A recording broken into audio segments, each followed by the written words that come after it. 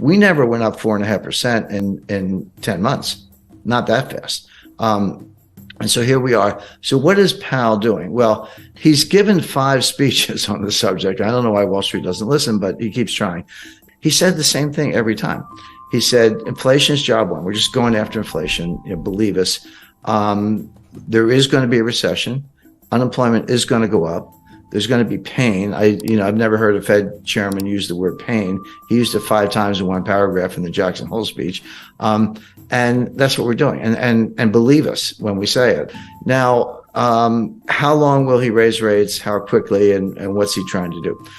Powell is trying to get to something that he calls the terminal rate. But the definition of the terminal rate is it's a rate that's high enough to cause inflation to come down on its own without further hikes.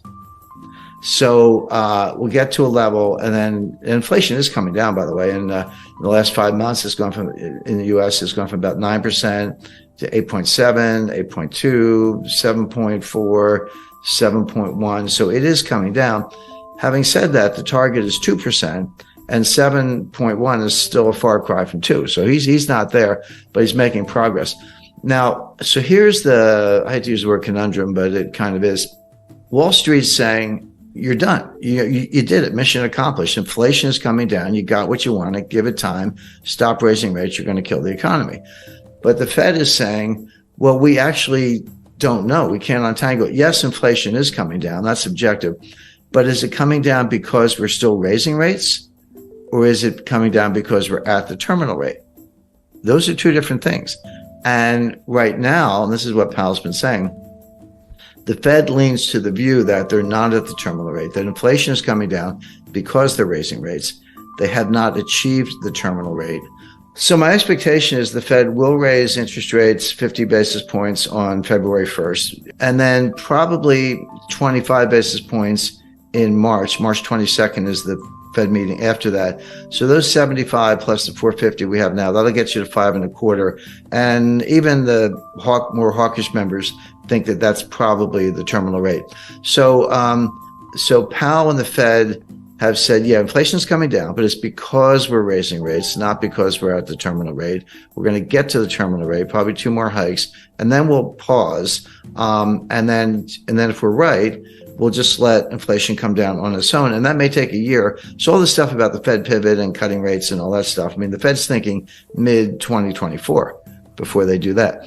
Now, Wall Street are saying, no, you're not going to get that far. You may be at the terminal rate already. You're definitely going to cause a recession. It'll be more severe than you think.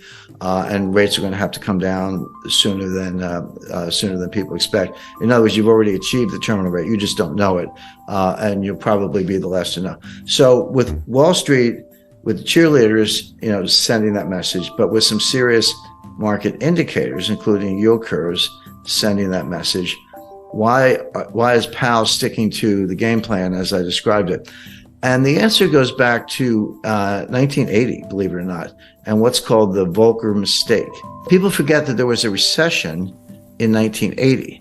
It was sharp but quick. It was over very quickly. It had nothing to do with monetary policy. The Carter administration issued some dopey regulation on a ceiling on credit card interest rates.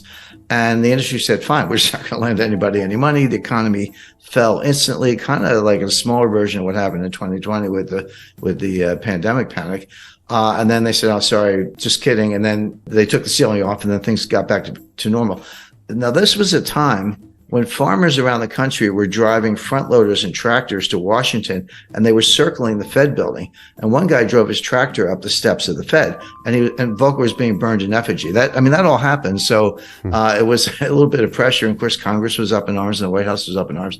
So Volker, not quite panicked, but he cut interest rates 7 percentage points, not 0.7, 7 full percentage points to deal with the recession, which, number one, was unnecessary because the recession was caused by a policy blunder from the White House, which was quickly corrected. And number two, he had not won the fight against inflation. Well, after he cut rates and we came out of that very quick sort of snap recession, inflation got even worse. And that's when Volker had to raise rates to 20%.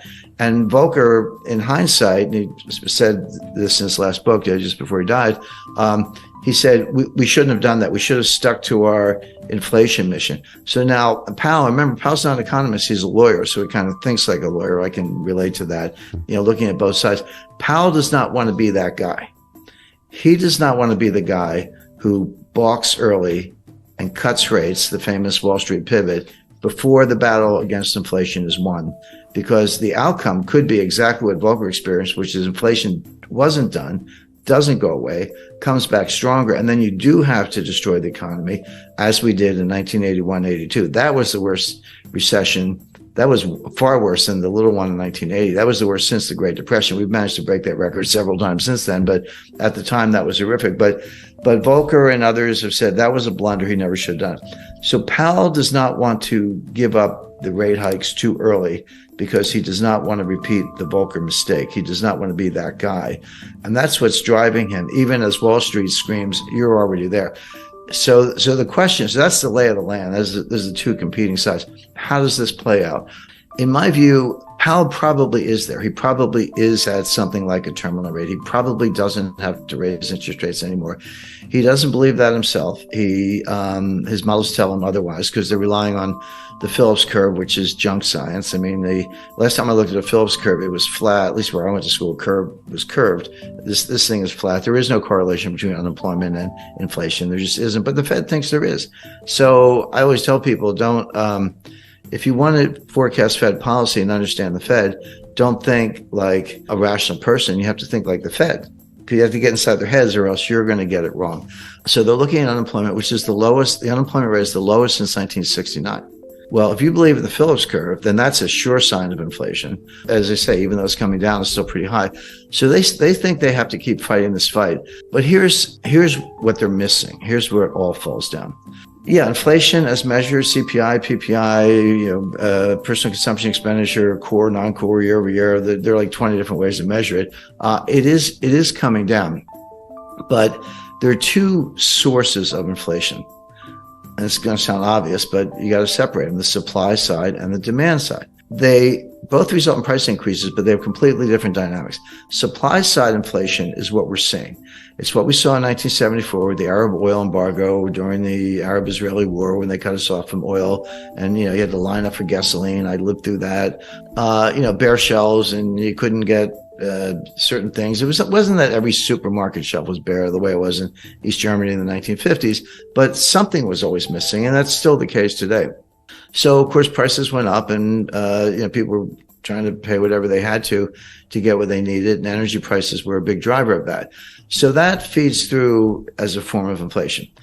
The other kind of inflation is from the demand side. So the supply side is called cost push. Costs go up and they push it onto the consumers. The other kind is from the demand side. It's called demand pull. And basically consumers have a change in mentality. They're worried about inflation. They would say, hey, I was thinking about buying a refrigerator.